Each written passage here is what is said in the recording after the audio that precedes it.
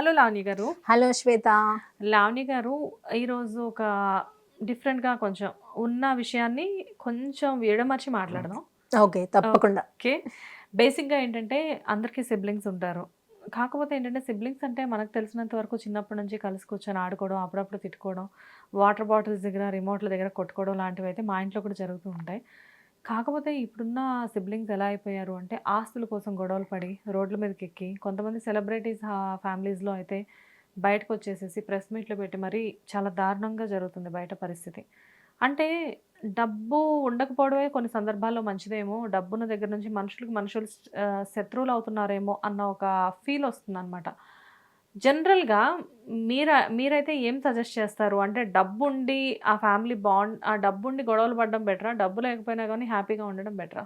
డబ్బు ఉన్నా లేకపోయినా ఆ రిలేషన్షిప్స్ మధ్య ఉండే అండర్స్టాండింగ్ అనేది చాలా ఇంపార్టెంట్. అండర్‌స్టాండింగ్ మొదట్లో ఉన్నప్పటికీ కూడా రోజులు మారే కొద్దీ అండర్‌స్టాండింగ్‌లో మార్పులు డెఫినెట్‌గా వస్తున్నాయి. మీ పాయింట్ 100% అర్థమైంది. అంటే ఈ రోజుల్లో ప్రతిదీ బిజినెస్సే అయిపోయిందండి. డెఫినెట్ గా ఈవెన్ అంటే ఒక relationship wife husband, parents, siblings ఎవరు చూసినా కానీ నాకెంత వస్తుంది, రిటర్న్ లో నాకేం వస్తుంది అంతే. హ్మ్. Chapter close. రిటర్న్ లో నాకేం వస్తుంది. ఇప్పుడు పేరెంట్స్ మీరు అన్నారు సిబ్లింగ్స్ గొడవల గురించి మనం మాట్లాడుకుంటే, సిబ్లింగ్స్ అనేది it's very lovely bond, very pure bond. అంటే నార్మల్గా ఒకే బెడ్ షేర్ చేసుకోవడం నుంచి ఒక్క కడుపులోనే పుట్టిన బంధంగా అని అంటారు సిబ్లింగ్స్ గురించి చెప్పాలంటే. కానీ సేమ్ పెరిగి కూడా కొన్ని సినిమాల్లో చూపిస్తారు. అంటే ఒకే తల్లి పాలు దాగి కూడా ఇప్పుడు కత్తులు నూరే అంత పగలు ప్రతీకారాలు పెంచుకోండి. అసలు ఈ పగలు ప్రతీకారాలు ఎందుకు వస్తున్నాయి అని అంటే, నేను మాత్రమే హై పొజిషన్ లో ఉండాలి, నేను అనేది ఎప్పుడైతే ఎంటర్ అవుతుందో మనము అనేది డివైడ్ అవుతుంది. మనము నుంచి నేను వరకు వచ్చిందంటే డెఫినెట్ గా మనలో సెల్ఫిష్నెస్ మొదలైంది. అదే కదా, అదే 100%. సరే, ఇద్దరు అక్క చెల్లెళ్ళు అన్నదమ్ములో ఉన్నారు, నేను పైకి రావాలి, నాతో పాటు నా తమ్ముడో నాన్నో పైకి రావాలి అనడం వరకు ఓకే. అంటే నేను కొంచెం 2 మెట్లు పైన ఉండాలి అనుకోవడంలో కూడా తప్పులేదు. కానీ నేను 100 మెట్లు పైకెక్కి నా అన్నో నా తమ్ముడో వాడు ఎప్పుడు నా కాళ్ళ దగ్గరే ఉండాలి అని ఒక భావన కానీ, అలాంటి ఒక బిలీఫ్స్ కానీ బిల్డ్ అవుతున్నాయి. చిన్నప్పుడు మీకు 2 పిల్లలు ఉన్నారు అనుకుందాము, చాక్లెట్ ఒకటికి 2 చాక్లెట్స్ ఇచ్చారు, ఒకటికి ఒకటే ఇచ్చారు. అక్కడ స్టార్ట్ అయిపోయింది అప్పుడే, మమ్మీకి వాడంటేనే ఇష్టమో, నేను ఇష్టం లేదు. అలానే ఉంటది. సో ఇప్పుడు ఎలా అంటే మేబీ వాళ్ళ స్కిల్స్ ద్వారానో లేదంటే వాళ్ళ అభిప్రాయాల ద్వారా కొంతమందికి ఎక్కువ ఆస్తి ఉండొచ్చు, కొంతమంది తక్కువ ఉండొచ్చు.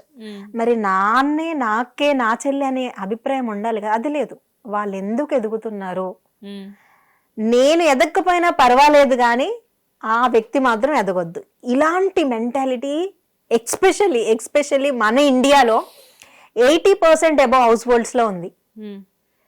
ఈవెన్ అన్నలు మీరు చూడొచ్చు, చాలా మంది పొలం కేసులని, ఆస్తి కోసం తల్లిదండ్రులు మర్డర్ చేసిన పిల్లలు అని, ఇట్లా ఎన్ని రకాలుగా. అంటే ఒక ఆస్తి అంటే ఒక మెటీరియల్ థింగ్ కోసము 10 కోట్లు అనుకుందాం, 100 కోట్లు అనుకుందాం, ఒక 100 కోట్ల అంటే 100 కోట్లు అంటే చాలా గొప్ప అమౌంటే, కానీ దానికంటే కూడా నీ ఫ్యామిలీ నీకు చాలా ఇంపార్టెంట్ కదా, అది మర్చిపోతున్నావు కదా.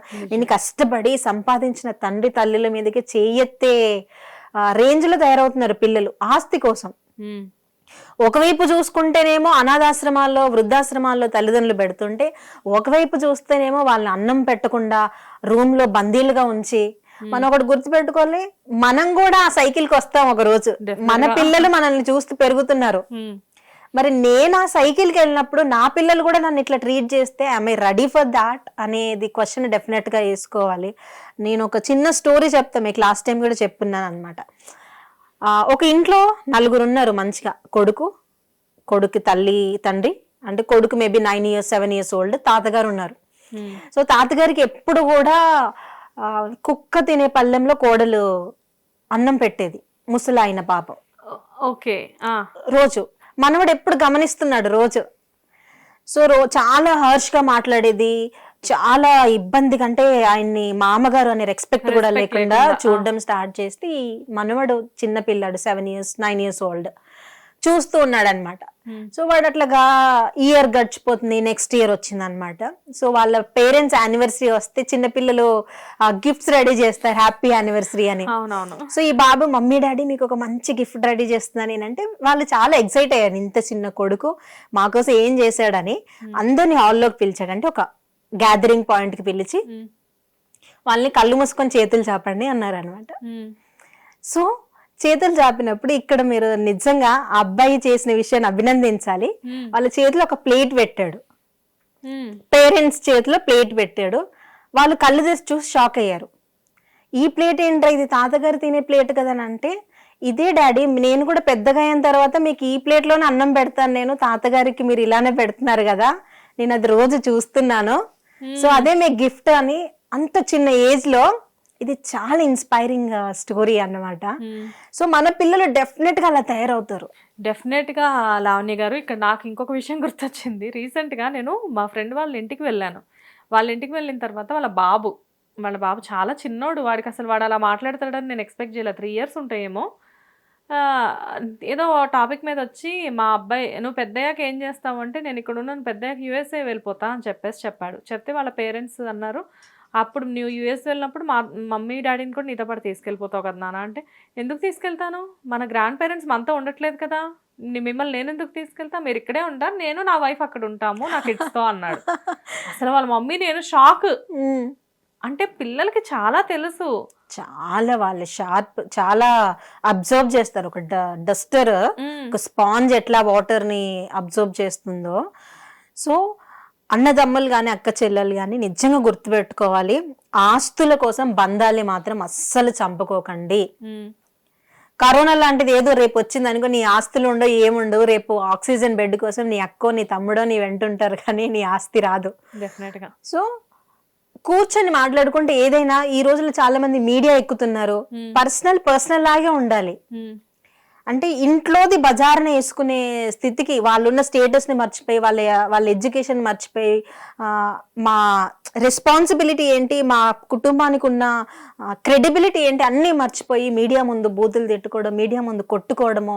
అంటే మీరు చేసే ఒక చిన్న యాక్ట్ మీ కుటుంబ పరువును కూడా దిగజార్చుతుంది కదా, అది ఆలోచించడం మర్చిపోక ఎమోషనల్ గా కొడుకు తండ్రిని కొట్టడమో, లేదంటే తండ్రి కొడుకు మీద కేసులు పెట్టుకోవడం, ఇలాంటి రకరకాలుగా అవుతున్నాయి. నిజంగా అంటే జన్మనిచ్చిన తండ్రిని లేదా కన్న కొడుకు కూడా ఈ 2 బంధం కంటే ప్యూర్ బంధం ఏముండదు, దాన్ని కూడా వాళ్ళు విడదీసుకొని చిన్న ఆస్తుల కోసమో లేదంటే అంతస్తుల కోసమో ఈ బాండ్స్ అంతా బ్రేక్ చేసుకున్నారు. సో బంధాలకి విలువనేయడం మనం డెఫినెట్ గా నేర్చుకోవాలి. యాజ్ ఎ సొసైటీగా ప్రతి ఒక్కరికి, ఆడపిల్లలకు కానీ అబ్బాయిలకు కానీ పెళ్లికి ముందే వాళ్ళకి ఉన్న ఆస్తులు ఏమన్నా ఉంటే అప్పుడే డివైడ్ చేయడం కానీ, వాళ్ళకి ఒక బ్రెయిన్ ట్యూన్ చేయాలి. అంటే కలిసి ఉండాలి, కలిసి వెళ్ళాలి, కలిసి ఎదగాలి, కలిసి ఉండాలి అనే ఒక ఆలోచనని మనం ట్యూన్ చేయాలి. కానీ నాది, నాకు, నేనే, నా కోసం అనే నాది అయితే ఎప్పుడు వస్తుందో మనలో ఉండే అంటాం కదా, మంచి అనేది డెఫినెట్ గా పోతుంది, చెడు ఎక్కువగా వస్తుంది. కాబట్టి సో ఫ్యామిలీస్ డెఫినెట్ గా పిల్లలకి, అంటే పెద్దగా ఉన్న వాళ్ళకి మనం ఎంత కౌన్సిలింగ్ చేసినా మార్చలేము. మన నెక్స్ట్ జనరేషన్ పిల్లలకి విలువలను నేర్పిస్తూ, ఫ్యామిలీ వాల్యూస్ నేర్పిస్తూ, ఆస్తులు టెంపరీ థింగ్, ఏ పొజిషన్లో ఎవరున్నా ఒకరికొకరికి చేయితగా ఉండాలని నేర్పిస్తే డెఫినెట్ గా కొంతవరకైనా మార్పు అనేది వీలవుతుంది. సూపర్ లావణ్య గారు, నిజంగానే మీరు చెప్పినట్లుగా చాలా వరకు పిల్లలు పెద్దవాళ్ళు అనేది పక్కన పెడితే, మనుషులు అనేది ఒక మానవ విలువల మీద ఒక అవగాహన ఏర్పడి, ఆ విలువలకు ఎప్పుడైతే విలువ ఇవ్వడం నేర్చుకుంటారో ఆటోమేటిక్గా ఇలాంటి గొడవలకు మనం డెఫినెట్గా ఫుల్ స్టాప్ పెట్టొచ్చేమో అని నేను అనుకుంటున్నాను. ఎనీవేస్, థ్యాంక్ యూ లావణ్య గారు. హిట్ టీవీ యాప్ ని డౌన్లోడ్ చేసుకోండి. ఇందులో short news, live news, entertainment movies అన్ని అవైలబుల్ గా ఉన్నాయి. Please download hit TV app. Hit TV app ని ఫ్రీగా డౌన్లోడ్ చేసుకోండి.